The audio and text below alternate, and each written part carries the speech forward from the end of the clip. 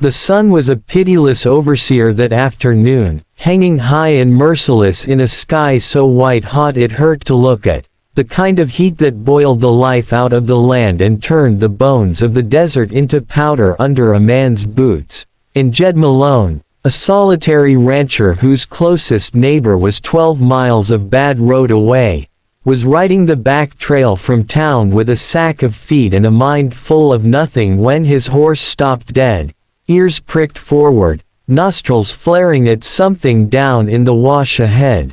Jed had learned long ago to trust the instincts of an animal that spent its life dodging rattlers and cougar, so he pulled his Winchester from the scabbard, sliding from the saddle to approach slow, scanning the rocks and shadows, until he saw what had caught the gelding's attention.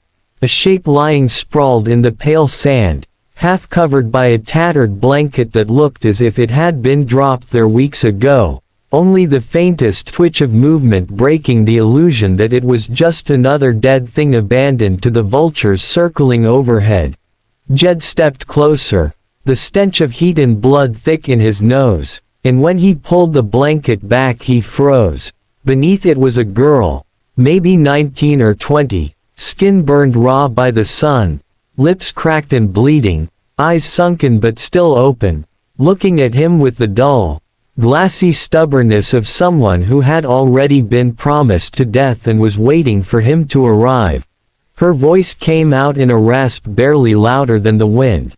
"They left me for the vultures." Before her head lolled and Jed saw the dark smear of dried blood matting her hair.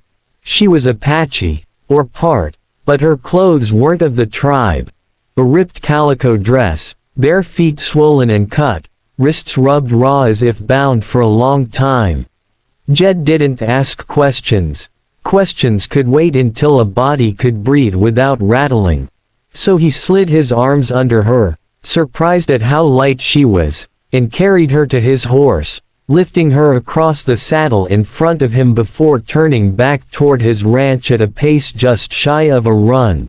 The ride was rough, the desert sun sinking slow and red behind them, and twice he thought she'd gone still for good, but each time her chest rose again in a shallow breath, her head rolling against his shoulder. By the time he got her to the ranch house, the shadows were long and the cicadas were starting their night's racket, and he carried her inside, laying her gently on his bed, fetching water from the barrel out back to drip into her mouth until she coughed and swallowed. He cleaned the wound on her scalp as best he could, though she flinched even unconscious, and only when the lantern light caught the bruises on her arms and ribs did Jed begin to piece together the ugly picture. Someone had beaten her, tied her, and hauled her into the desert not to kill her quick, but to let the sun and the scavengers finish the job. It was near midnight when she stirred enough to drink more and whisper her name. Nita. And then, in halting bursts between sips of water, the story came out. She'd been traveling with a wagon train heading west, taken in by a white family after her own mother died. But when they crossed territory claimed by a ruthless gang calling themselves the Whitlock brothers, the men took her, saying a half-breed girl was good for nothing but barter. They kept her for days in a shack by the river, feeding her scraps, until an argument broke out among them over her fate, some wanting to sell her south, others wanting her for themselves, and in the end they decided she wasn't worth the trouble, tying her hands, dragging her deep into the desert, and leaving her beneath that blanket like so much trash. She didn't remember how many days had passed before Jed found her, only that the buzz of wings had been her only company. Jed listened without speaking, because every word stoked the slow burning anger in his gut, and he'd learned long ago that promises made in anger had a way of being kept. He told her she was safe now, and she gave a bitter, small smile like a person who'd been told that before, but she drank more water and fell asleep, and in that moment Jed decided that if the Whitlock brothers wanted to finish what they started, they'd have to go through him.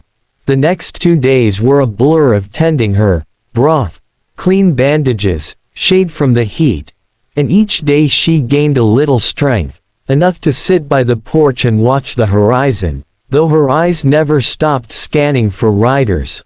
On the third morning, while he was checking the stock, Jed saw them, 4 men on the ridge to the south, the sun flashing on their rifles, not moving closer but not riding away either.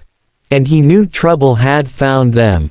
That night, after Nita had gone to bed, he sat at the table and thought long and hard about the choices in front of him. Ride to town for help and risk leaving her alone, or stay and face them when they came. But by dawn the choice was made for him. The Whitlocks rode in bold, the leader grinning with the kind of teeth only whiskey could rot, calling out that they'd come for the squaw, and that it would be better for everyone if Jed just stepped aside. Jed didn't answer. He let his rifle speak first, dropping the man on the left before the rest could even reach for their guns. And what followed was a brutal, dusty exchange of lead and curses that left 2 more Whitlocks face down in the dirt and the last riding hard for the hills. Jed stood over the bodies for a long moment, breathing hard, before turning back to see Nita standing in the doorway, a blanket around her shoulders, eyes wide not with fear but with something like disbelief that someone had fought for her. In the days that followed, word of what happened spread, and Jed knew there'd be more Whitlocks or worse coming, but he also knew he'd made his choice. She would not be left for the Vultures again, not while he had breath to stand. And if you believe in the kind of grit it takes to stare down the worst of the West and still choose to fight for what's right, then stick with us. Subscribe to this channel, because there are more stories to tell, more battles to fight, and more souls worth saving out here where the wind never stops and the horizon has no end.